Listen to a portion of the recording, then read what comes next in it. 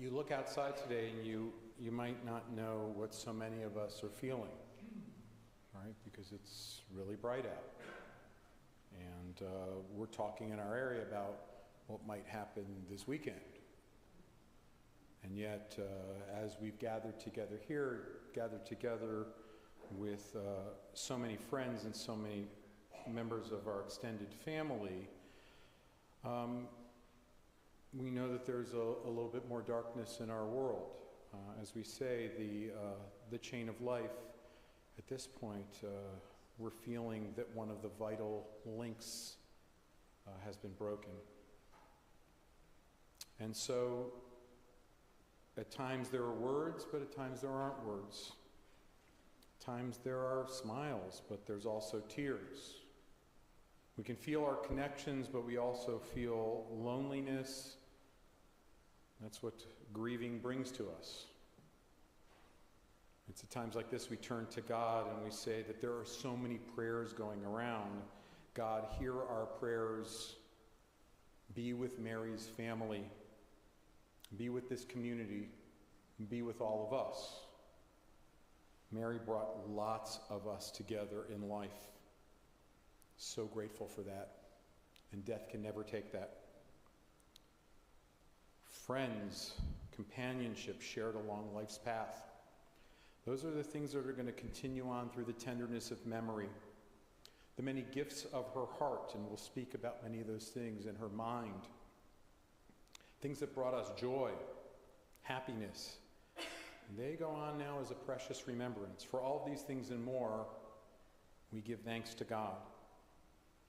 And it's at moments like this that we also listen to the voice that comes from our sacred scriptures, bringing us the ever-new message of God's nearness, telling of our kinship with our Creator, in light as in darkness, in joy as in sorrow, in life as in death.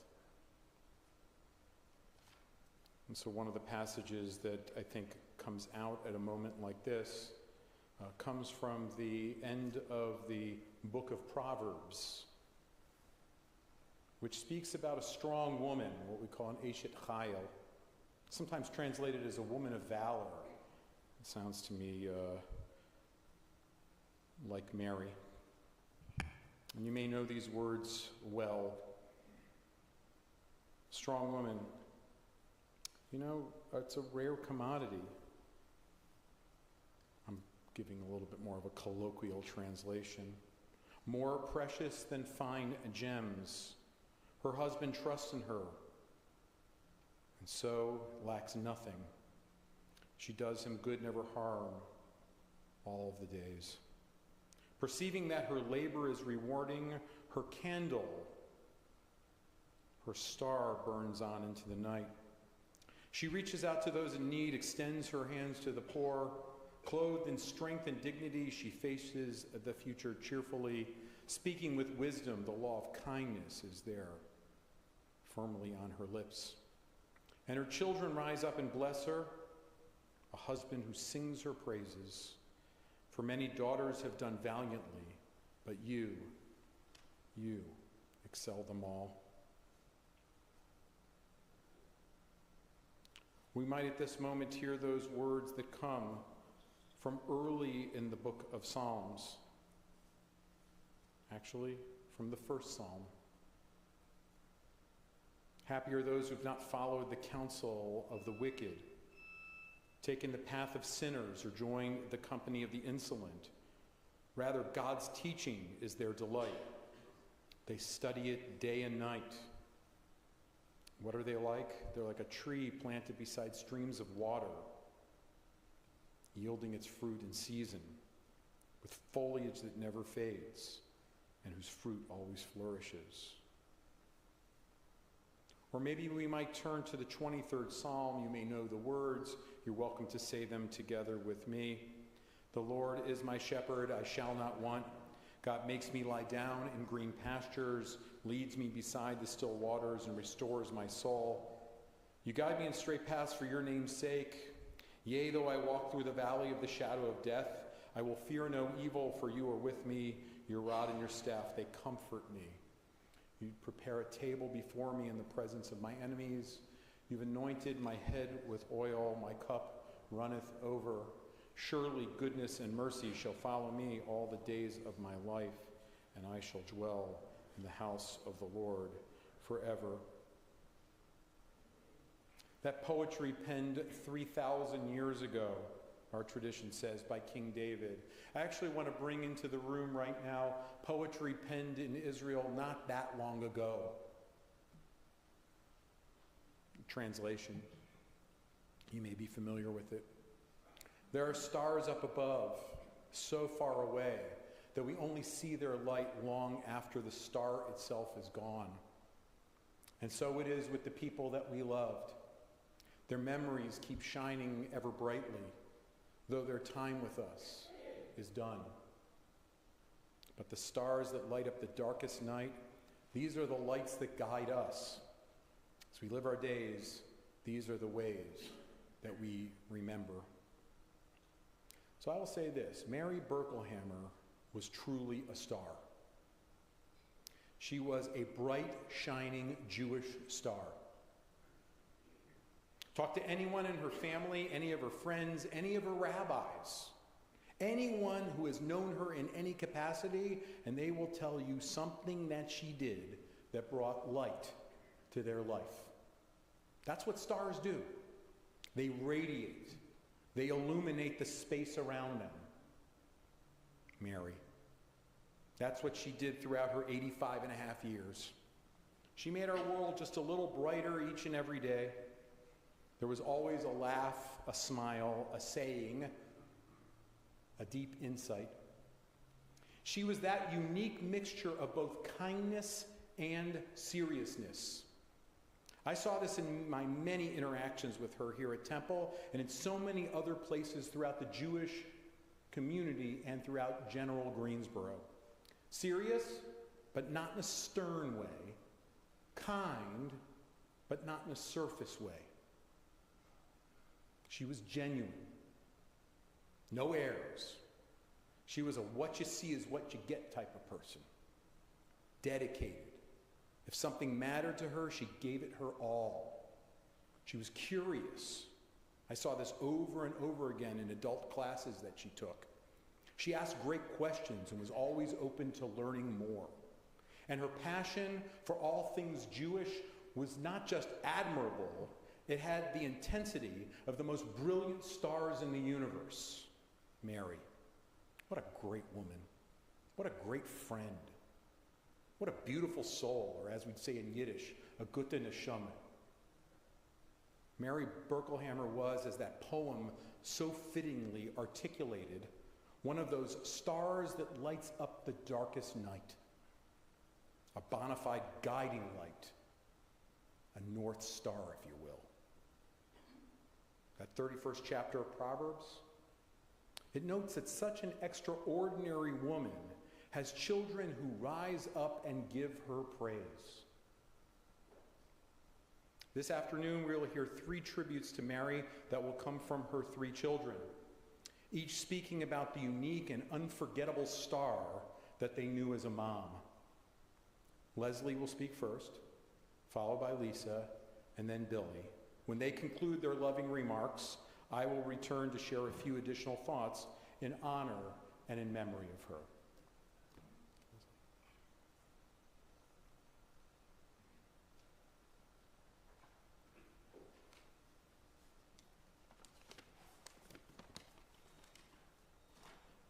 Thank you, Rabbi Andy. Welcome, everyone. Thank you for being here. Mom would have enjoyed it. Today we honor the life of Mary Berkelhammer.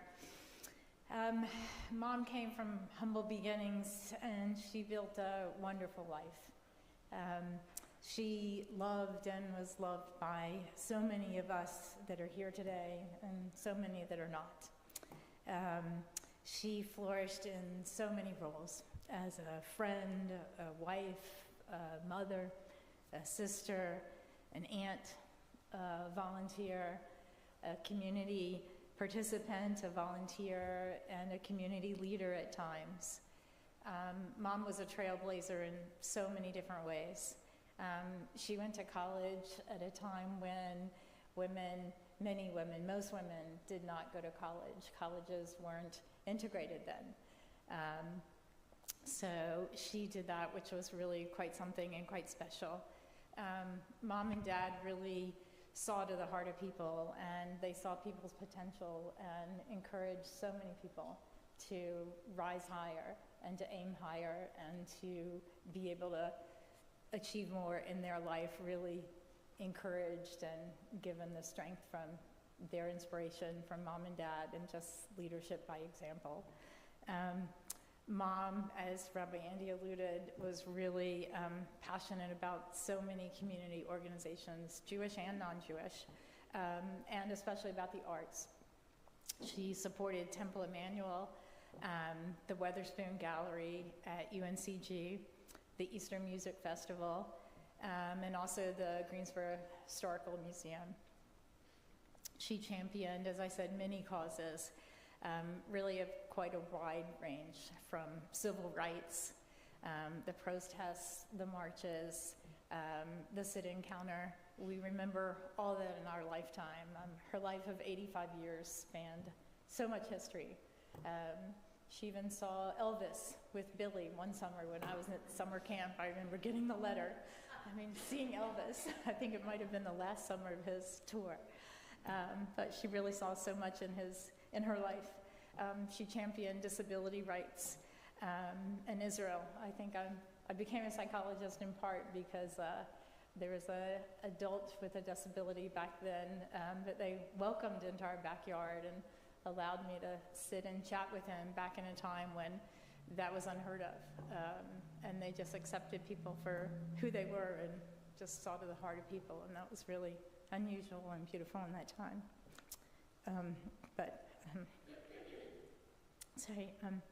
But Mom really did live her life vibrantly, really through lots of different things, as you all know, and you knew her well. She loved travel and fashion and art, and especially scarves of all different kinds.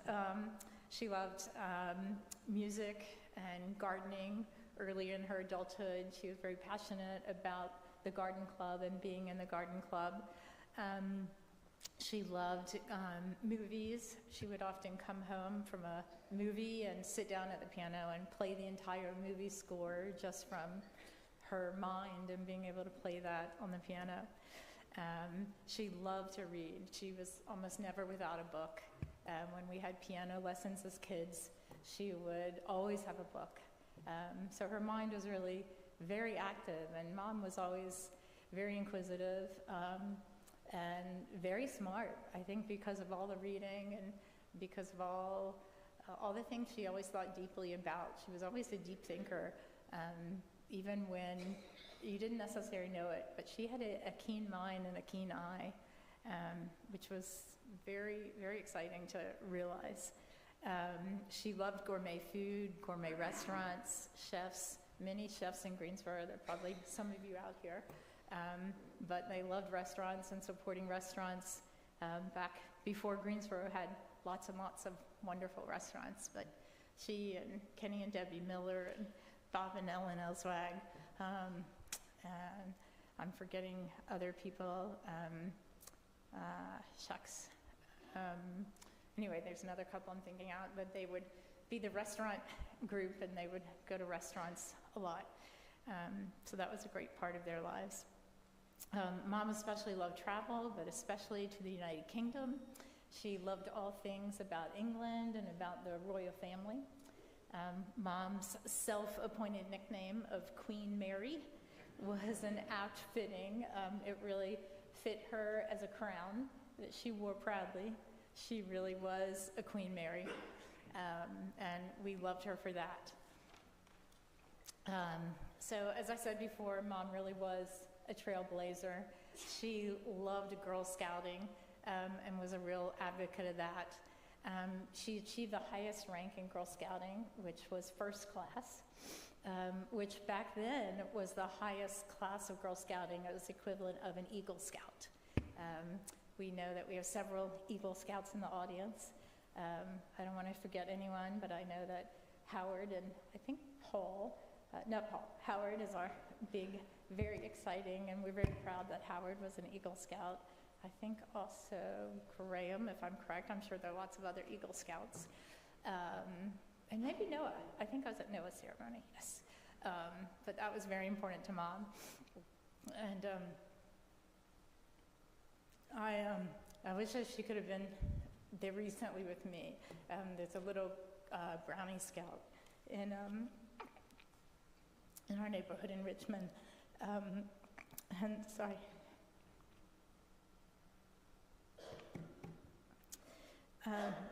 And recently, when I was buying Girl Scout cookies from the young Brownie Scout, she must have been like 8 or 10 years old in our neighborhood.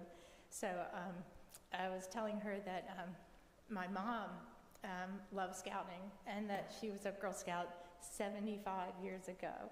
And you can imagine this adorable little kid, like her eyes got so wide-eyed. And she just couldn't believe it, 8 or 10 years old. And, you could just see her expression was just like with awe and respect, like 75 years ago. And I told her that I'd bring her Mom's vest with all her medals. So many times Mom had shown me her medals and explained, I think they call them patches or badges, and explained what each one meant and what she had done to earn them. And so I think the words awe and respect that I saw from that little girl, I think that's really, when we look at Mom's life, that awe and respect really may be 2 good words that many people might think of when they think of Mom. Because she really quietly led her life with awe and respect. I think that's quite a fitting tribute. So I do look forward to going to that Brownie's house and showing her Mom's vest and her brownie pin. I still have my brownie pin and my vest, but it doesn't have nearly as many patches as Mom does. But just want to wrap up and say that really I think the arc of Mom's life really is a testament to the Jewish concept and the principle of tikkun olam, or repairing the world. To me, her life is a testimony to the idea that one person really can change the world. And I think Mom did change the world. I mean, I think for everybody here, it's the idea that she changed our worlds in some way, whether it was large or small. So I think the way that I view it is that Mom changed our worlds.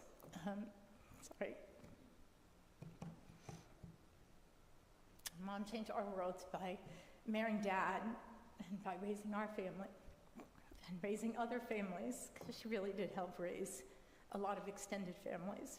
Many people took her on as moms and aunts and sort of semi-moms, and bringing together so many families, especially back in the 50s when it was unheard of for different families to merge the way our families did. But by bringing together the Murphy and the Bass and the Berkelhammer families and all those different extensions and variations that became of the Murphy, Bass, and Berkelhammer families, by bringing those families together with the union of Mom and Dad, that was really how Mom changed the world. And I think that Mom, especially, and with Dad together, they really did repair the world. And for that, I'm forever grateful. And I thank you all for being here. So, yeah, Mom, yeah. May your memory be a blessing.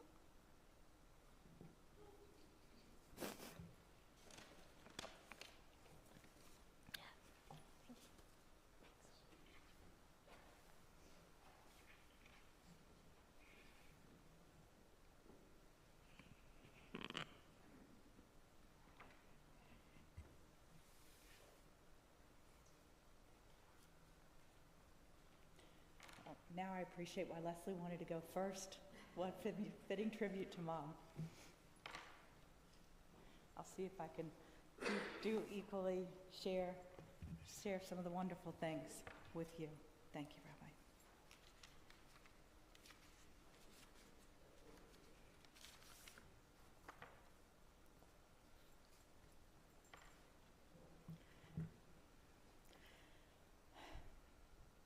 Life is a series of lessons. We learn from when the first patriarch, Abraham, eulogized his wife, Sarah. Following the lessons of Abraham, the purpose of the eulogy is twofold. First is chesed, to praise the deceased for their worthy qualities, which Leslie has done so well. And I'm sure over the next few days, we're going to hear a lot more about all the good works and the good memories that Mom has left with all of us. Second is bechi, to express the grief and the sense of loss experienced by the mourners and the entire community. Mom loved to learn. She liked sharing ideas and thoughts on what she read. And I've grown to understand that life is like a book. You can't skip chapters. That's not how it works. You have to read every line, try to understand every character. You want to enjoy every chapter. Some are fun and carefree, others are heartbreaking.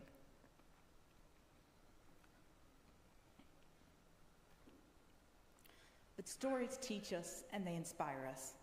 And today we honor my mom and her life story.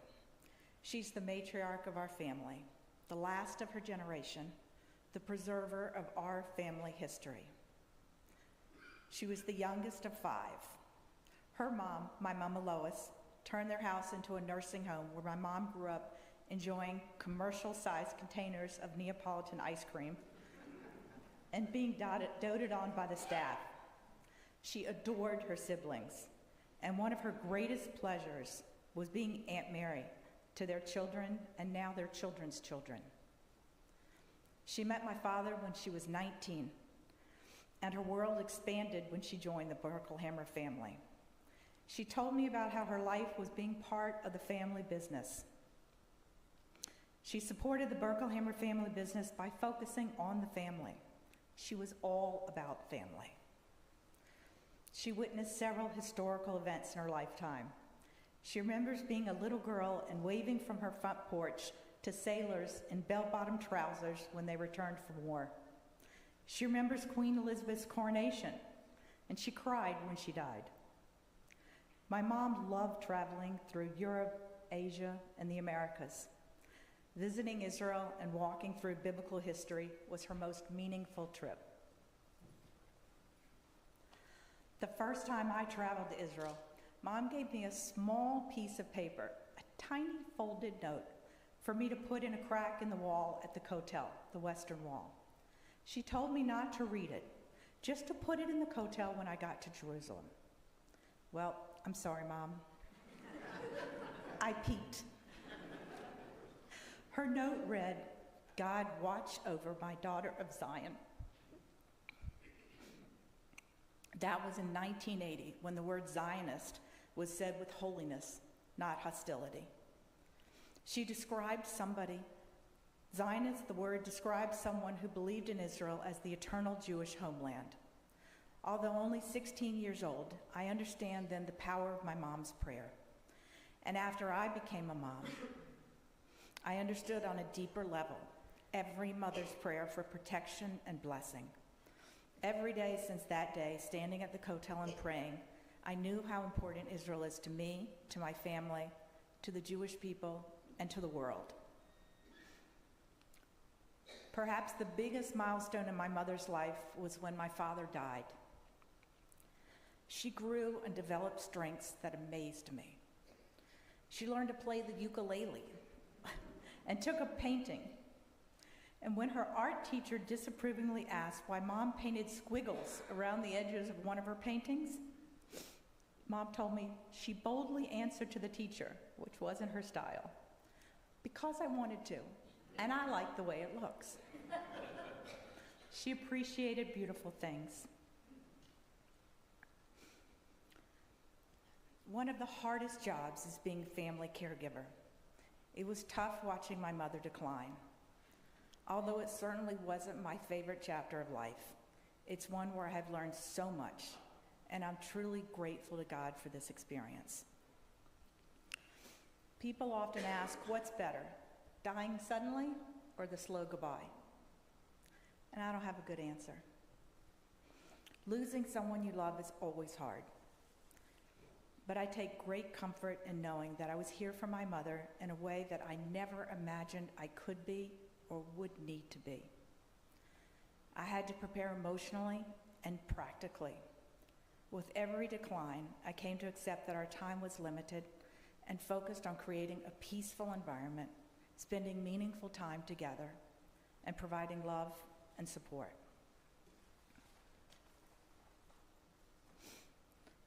I'm fortunate to have had incredible support from my company, which agreed to let me work from the Greensboro office since July 28, when Mom went into home hospice.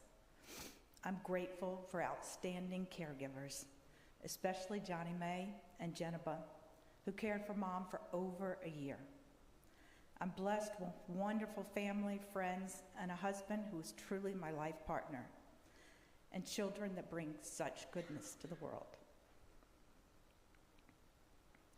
The care provided by Billy and Ruth years before the end was near is something for which I will always be grateful to them for. My thanks to Leslie and David for such love and for uplifting Mom's spirits so much. And to family that visited, especially when it was hard. You know who you are.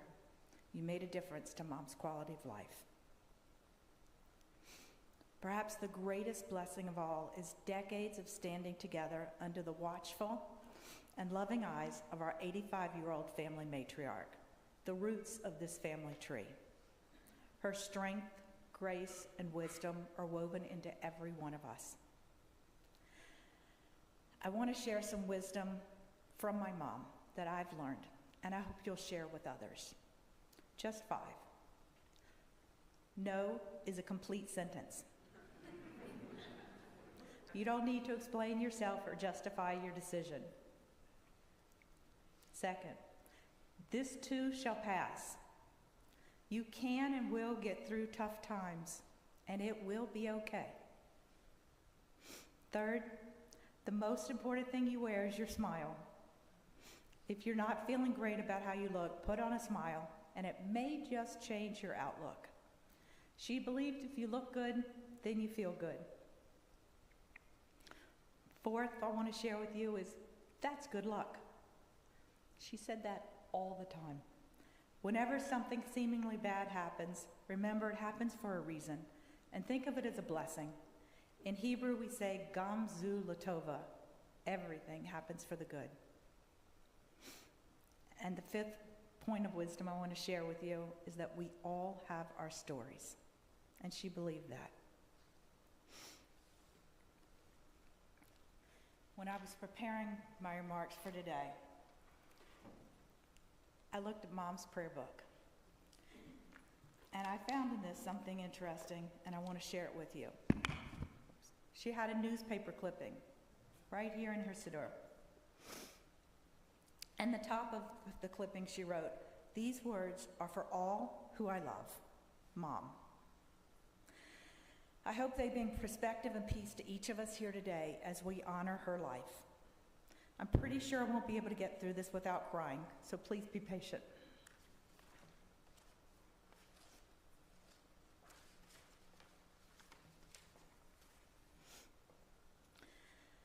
When tomorrow starts without me, and I'm not there to see, if the sun should rise and find your eyes all filled with tears for me, I wish so much you wouldn't cry the way you did today. While thinking of the many things we didn't get to say, I know how much you love me as much as I love you. And each time you think of me, I know you'll miss me too. But when tomorrow starts without me, please try to understand that an angel came and called my name and took me by the hand and said, my place was ready in heaven, far above, and that I'd have to leave behind all those things I dearly love. But as I turned to walk away, a tear fell from my eye. For all my life, I'd always thought, I don't want to die. I had so much to live for, so much yet to do. It seemed almost impossible that I was leaving you. I thought of all the yesterdays, the good ones and the bad. I thought of all the love we've shared and all the fun we've had. If I could relive yesterday just even for a while, I'd say goodbye and kiss you and maybe see you smile. But then I fully realized that that could never be. For emptiness and memories would take the place of me. And when I thought of worldly things I miss come tomorrow, I thought of you. And when I did, my heart was filled with sorrow. But when I walked through heaven's gates, I felt so much at home. When God looked down and smiled at me from his great golden throne, he said, "This is eternity and all I've promised you." Today, your life on earth is past, but here it starts anew. I promise no tomorrow, but today will always last. And since each day is the same day, there's no longing for the past. But you've been so faithful, so trusting, and so true. Though there were times you did some things you know you shouldn't do, but you've been forgiven, and now at last you're free. So won't you take my hand and share my life with me? So when tomorrow starts without me, don't think we're far apart. For every time you think of me, I'm right here in your heart. One of my mom's favorite words of inspiration was by Emily Matthews.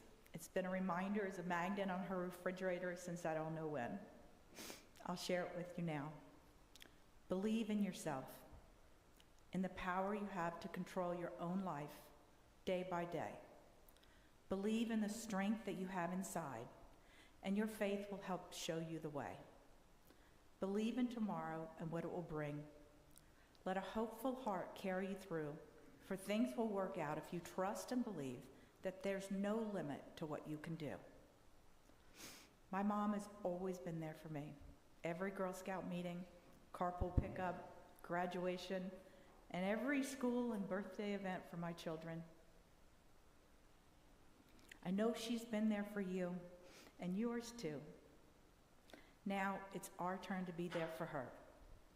With her no longer physically with us, we can keep her memory alive by doing acts of kindness in this world to elevate her soul in heaven. I'd like to ask that as you leave the synagogue today, that you stop by the back bench and you take a card from the back bench and write down some wisdom that you learned from my mom, your grandmother, your Aunt Mary, your friend. Please include your name and leave it with the teddy bears at the back of the sanctuary, or bring it to the Shiva house. Thank you.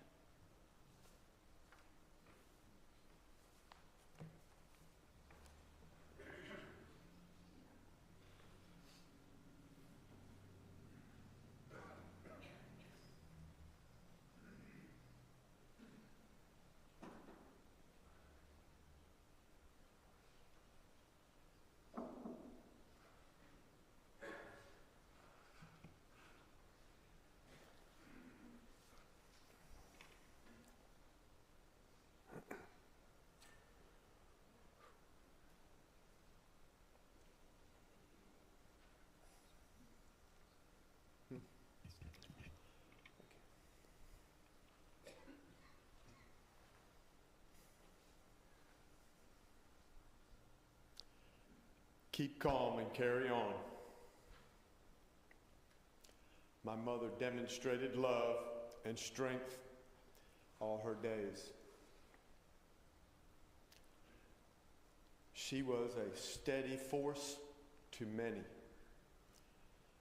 I know because 3 people came up to me before the service started and they said that, and I said, not a coincidence. So it's only natural that grief is the price of love.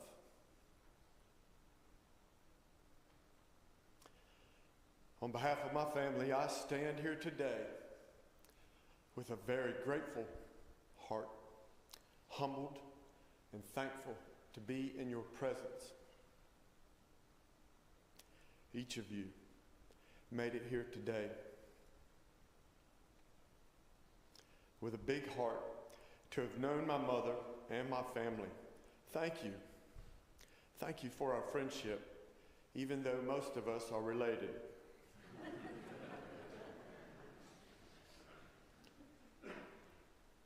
Thank you for those that visited, called, sent cards and flowers. Each of you. And for those in our Temple Emmanuel family and other congregations of many faiths that lifted us in prayer. Your prayers were felt, your prayers were heard, and your prayers were answered. My mother moved at a calm speed all her life. She asked us to keep her in her home and help provide care. So we kept our promise to the end. Keep calm and carry on was one of her operating principles. God bless the caregivers, each one of you.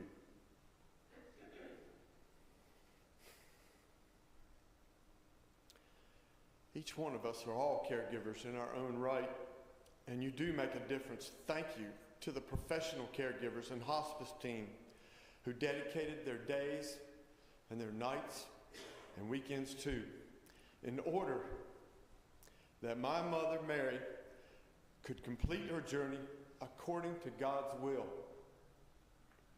They kept their promise. Thank you for your patience and dedication to your profession. Blessed are the caregivers. To Ruth, my children and their spouses, and my sisters for their loving care.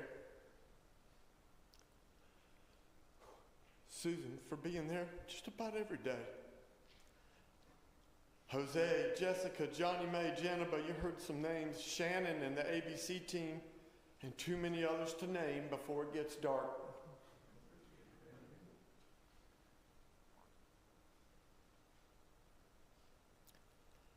So now, we remember Mama Mary and a life well lived.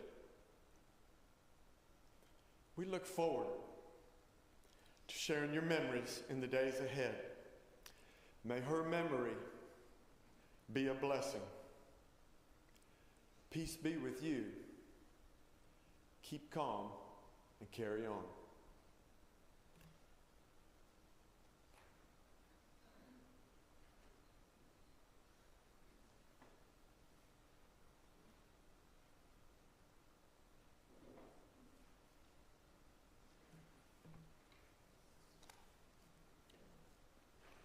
Mary was born in the summer of 1940, just down the road in Burlington.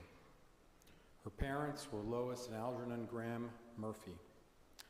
She was sibling number, we heard this already, 5 of 5. Her older sisters and brothers were Zenobia, Francis, Warren, and Oscar. She took pride in every part of who she was, being from North Carolina, being from Burlington, attending women's college, being a sister, a wife, a mom, a grandma, an aunt, an in-law, a friend. Go through the long list of how you were related. She valued it and she treasured it. Kind and serious. That was Mary.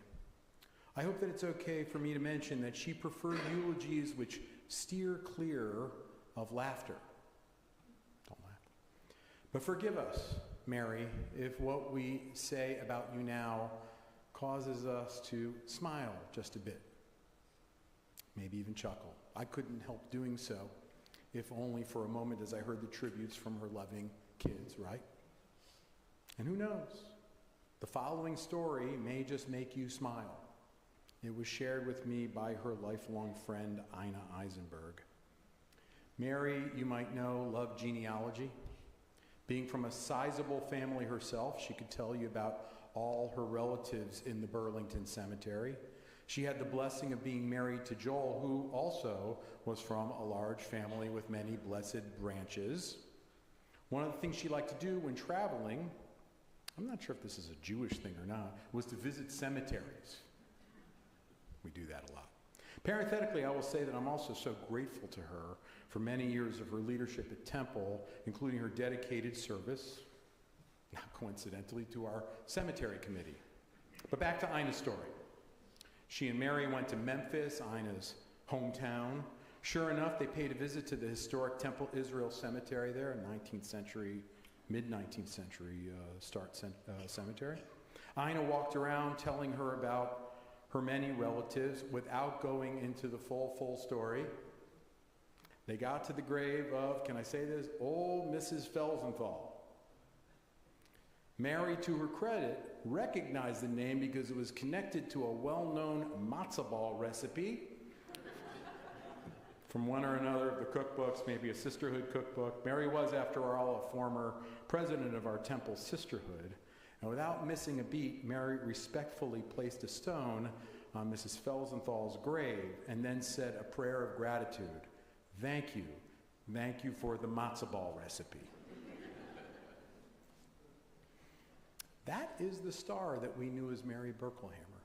Serious, kind, and in my opinion, worthy of an admirable smile. Mary didn't just radiate light, she reflected goodness as far and wide as possible. Her obituary described her so accurately. She was always thinking of and doing for others. Her sister-in-law Sylvia said it a different way. Mary always showed up. Yes, she did. She was there, present, ready for a conversation, a deep insight, or even that right story that you needed to hear at what was inevitably just the right time. As one of her rabbis, I appreciated her presence, her questions, her encouragements, and above all, her smiles. She exuded light. And did I mention already how much she loved being Jewish? She was a mainstay of the Jewish community here. Name the program, name the occasion, name the class. She was there. Judaism was the lens through which she saw the world.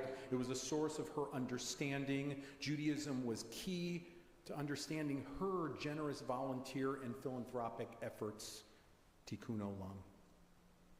And it was never a show. She was a pillar of Temple Emmanuel, of Beth David, of Chabad. Not just that, no matter the situation, she did her part to make everything a little brighter. Actually, she was more than that. She did her best to make everyone and every moment shine. Of course, we cannot pay true respects to Mary without mentioning the light of her life, her beloved husband, Joel.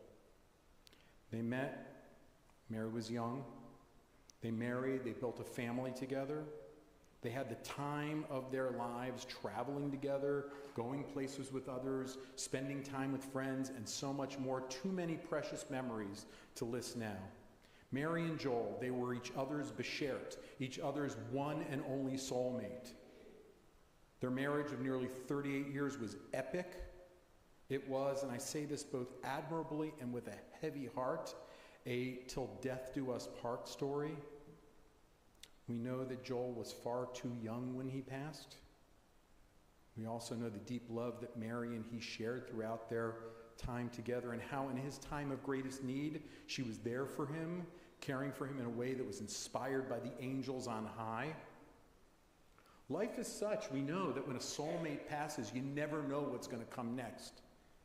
And Mary, she just gathered herself, she took her time, keep calm, carry on, began a next phase of her life, building on what she and Joel shared, never forgetting it, and yet taking her next steps, as she should have. Think of all that she got to see and all that she got to do in this past quarter century plus. I don't see it as a mere coincidence that this week's Torah portion includes the words, "Let there be darkness." Right? It sounds a little off, doesn't it? I'll explain. Pharaoh refusing to free our people from servitude was the cause of the very familiar 10 plagues. The second to last plague was darkness. Let there be darkness are the words that God utters at that time, directing Moses to initiate the 9th plague, the plague of darkness, Choshech. Of course, let there be darkness is the mirror image of that first moment of creation when God says what? Let there be light. In a world where darkness does exist, we have a choice. There are enough troubles, ample obstacles and setbacks, and deeply painful moments. We could be consumed by darkness, but that wasn't Mary's world. She was so different. She was a let there be light person. So often she was the light, finding the positive and then sharing it with others. She did this in how she lived with Joel and how she cared for him. She did this in the loving way that she raised her family. She did this in the way that she interacted with grandkids, the way that she carried herself in the community, and the way she connected with friends for decades and decades. And when her time came to be cared for, she was so deserving of the love and care that was showered on her by you, her children, and by so many others. We've already heard gratitude to her caretakers, and for you, Billy, Lisa, and Leslie. For you and so many in the family that visited with her and cared for her as her memories began to fade, as her strength ebbed. You know, I've seen many examples of the 5th commandment over the years. You know, that's the one about honoring your father and mother. Your father passed a few years before I came to Greensboro. It's hard for me to comment on that personally. However, the care that you gave to your mother, what I saw, the way that you saw to her every need at home was beyond praiseworthy. Her star kept burning, refusing to be extinguished for so long because of the goodness and blessing that you showered upon her. And you could forgive me if this following spiritual interpretation is a little bit too much, but I'm going to go there anyway. She passed away when the new moon was beginning, meaning that other than a small sliver in the nighttime sky,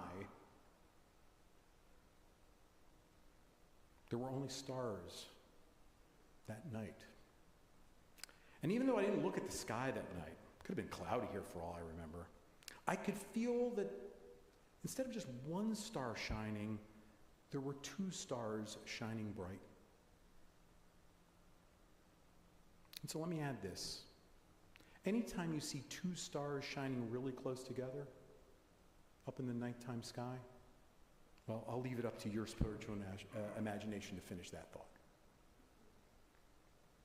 There are stars up above, so far away that we only see their light long after the star itself is gone. That Israeli poem. And so it is with people that we loved. Their memories keep shining ever brightly, though their time with us is done. But the stars that light up the darkest night, these are the lights that guide us. Mary and Joel. As we live our days, these are the ways we remember. The birds in the backyard are going to miss her. Maj, her beloved Maj, will miss her. We, each of us in our own way, and all of us together, we're going to miss her. Back together for eternity with her Beshert Joel, our hearts go out to those of us who will now cherish her memory. Please forgive me for not mentioning her many friends and so many of her extended relatives. Our hearts are with her children, Billy together with Ruth, Lisa together with Robert, Leslie together with David, and her eight grandchildren. Graham together with, I hope I get this right, Ariane? Get that? Close enough? All right, good. Noah together with Kennedy, Lauren, Jacob, Yael, Allison, Joy, and Matthew. And it's at moments such as this that we're reminded of a following teaching that you may be familiar with. When someone we care for dies, it's not uncommon to feel that a piece of us, those who live on afterwards, it goes with them. I think we can all relate to that. But we need to remember that death is not the end. Because when people die, a part of them continues, and it does so through each and every one of us. And perhaps that's why our sages taught that if we continue to love the one whom we've lost, we never truly lose the one we love. And while I could make another biblical or rabbinic reference, I want to quote a license plate here. Her license plate. Not supposed to laugh. It confounded me for years. I thought it was dirty.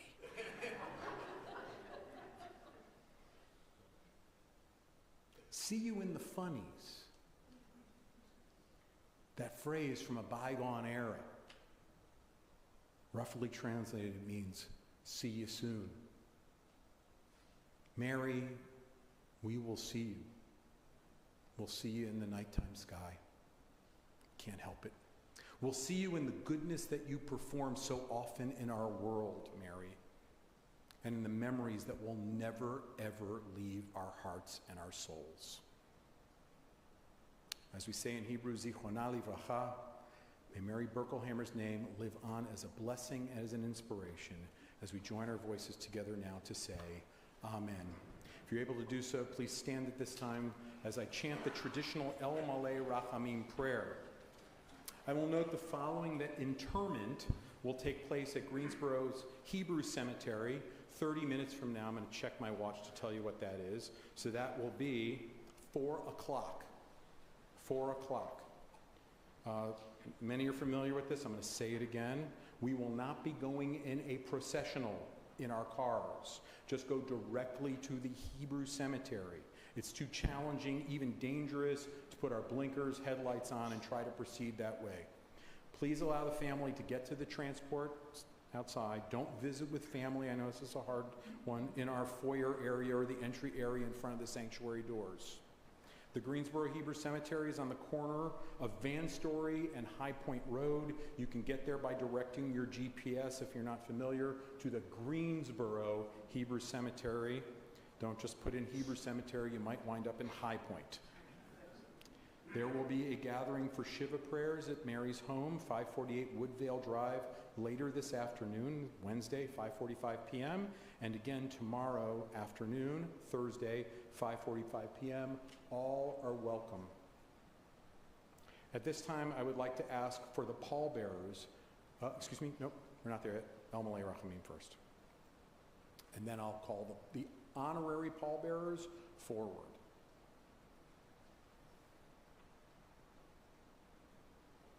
El Malei Rachamim, Shochein Mamiromim, Hamtzei Menucha Nechona, Tachat Kanfei HaShechina, Im Kedoshim Uteharim, Kezohar Arakia Mazhirim, Et Nishmat Ruth bat Lois HaMechuna, Ruth bat Avraham v'Sara Chala Olama, Ana Bala Rachamim, Yastireha v'Seter Knafav Le'olamim, Vayitzvor v'Tzorah Chaim et Nishmata, Adonai Unachalata v'Tanuach B'Shalom, Amishkava v'nomar Amen.